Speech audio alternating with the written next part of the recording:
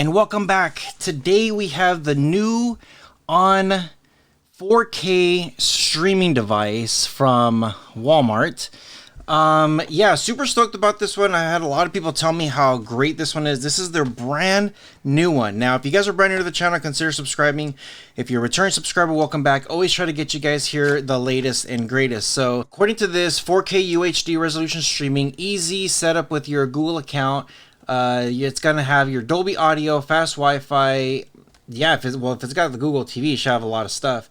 It does have specs on the box, which it says 4K Ultra Resolution, Dolby Audio.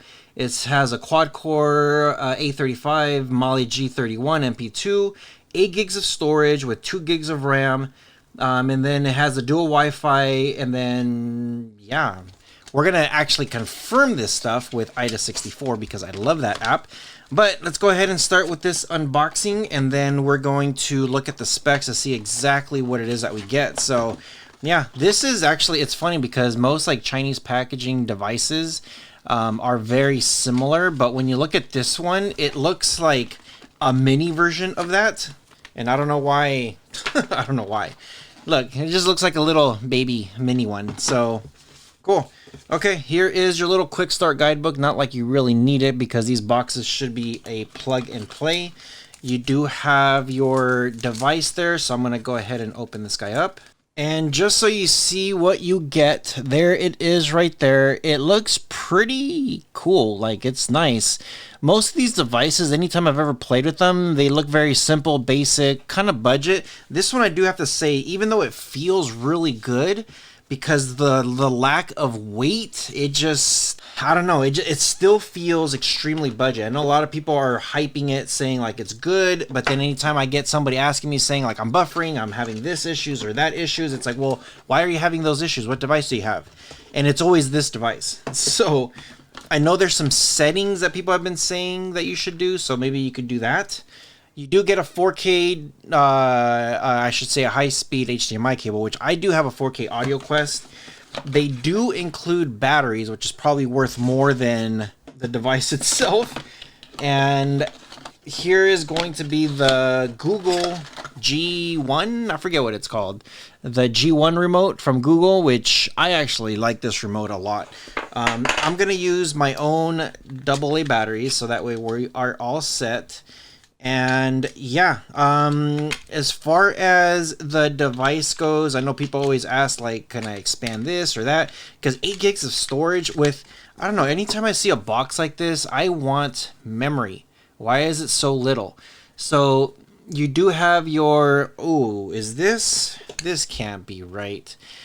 Yep, sure is. So they are not using USB-C, they are using USB-A. This is old technology, and they're using that. It says brand new. We are in a brand new year, and they're using something at least 15 years old stuff. So this is annoying. I'm already annoyed. So you got the old power cable. You have HDMI, and the weird thing about this is that this is the front, and the power cable goes like this. The HDMI cable, I know people are going to say like, whoa, you could put it sideways. Hold on a second. When you put something sideways like this, now you have this thing throwing up at both ends. This is, yeah, this just went from annoying to a WTF. Why would you do something like this? So instead of having all the plugs in on one side, now good luck aesthetically setting this thing up is what I'm at. So yeah. Cool. So I went ahead and just plugged it in. There's no light indicator. There's nothing that tells me that we are on. There's nothing that on is telling me that we are on. Oh, there it is. Is that a light right there? Yep. There's a little tiny light right there. Let's go to the capture device, and it looks like we're on. Okay. Always when you get stuff like this, let it do its thing. It is Google. I like Google a lot. I like Android TV a lot. Google TV, Android TV, whatever it is, I appreciate this stuff. This reminds me of a very bad version of the NVIDIA Shield stick that you have cables on both ends just kind of puking on each side. Yeah, I'm just I'm just at another level of annoyance right now. So we're gonna go to English. We're gonna go to the United States. Set up with the QR code. So I'm gonna go ahead and do that now. So all I gotta do is just grab my phone, point it to the screen there, and then open it. Now it did take a minute. It did take, I would say, like maybe like a minute, a little bit over a minute, and it says connecting to your Google device. So yeah, just got to be a little bit patient when it's doing its thing here. And it just says, hello, do you agree? Where are you?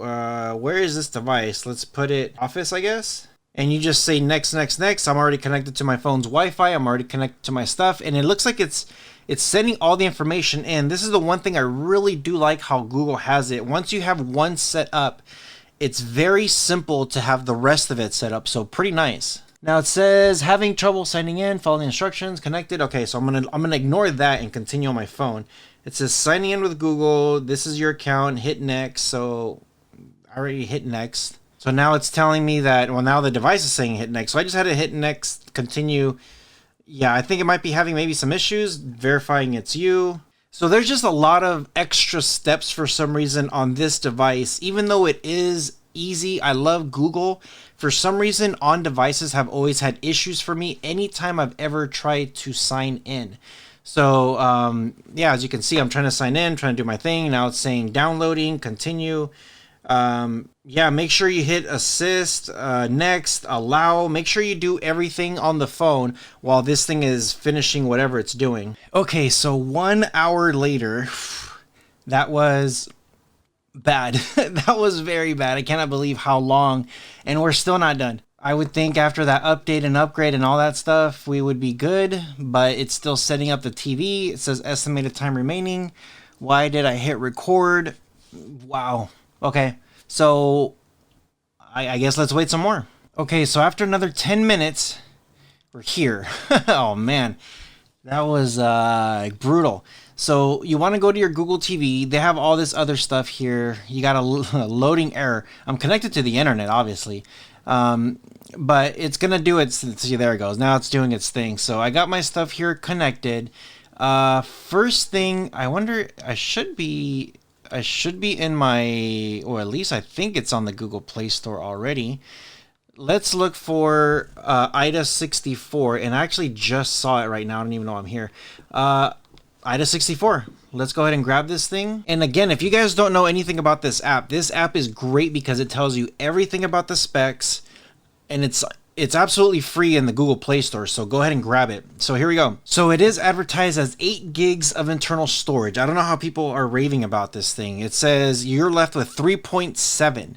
And typically once you start adding third-party apps, you want to have 2 gigs at least. Once you go past that, then you might have buffering issues. The device could get bricked or just stop working. So yeah, 2 gigs of RAM, so decent power. It's like a Fire Stick. The Fire Stick 4K Max is stronger than this one. The biggest thing that I love about this is that it's Amlogic. So it is using ARM Cortex. It's a quad core A35. The Mali G31, I think the box said it was a different type of Mali. It says Mali G31 MP2, or this one, there is no MP2 attached to it. When there is, it'll show you. Now, I do have a 4K device, and this is reading screen resolution at 4K, so it is giving you the full specs that you want, the full 4K. Now, when it comes to your Android, it is running Android level 12, API levels 31, the device is not rooted. Now, the biggest, most important thing is going to be codecs. You have quadruplets of decoder, encoder, C2, and OMX for audio.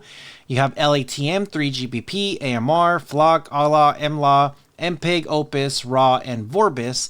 And then you also have your Amlogic audio for AC3 and EAC3.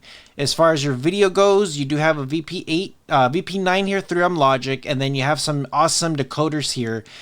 AVC, HEVC, MPEG-2, MP4V, ES, VP8, and then you have your C2 and OMX decoders and coders for AVC, 3GPP, HEVC, MP4V, ES, VP8, VP9, H.263, and H.264.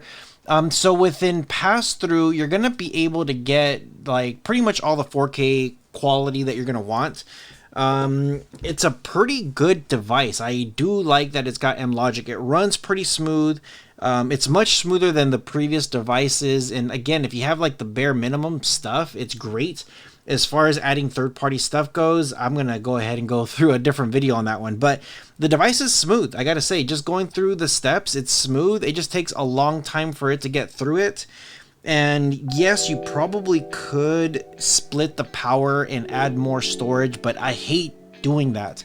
I wish they would just have like, just put a micro SD card on the slide or a slot so I could throw in a card there and then Bob's your uncle, you're done. Let me know what you guys think in the comment section below. Have you guys used this? Do you like it? Aesthetically, I hate it. Let me know what you guys think. With all that being said, you guys take care of each other, and I'll see you guys in the next one.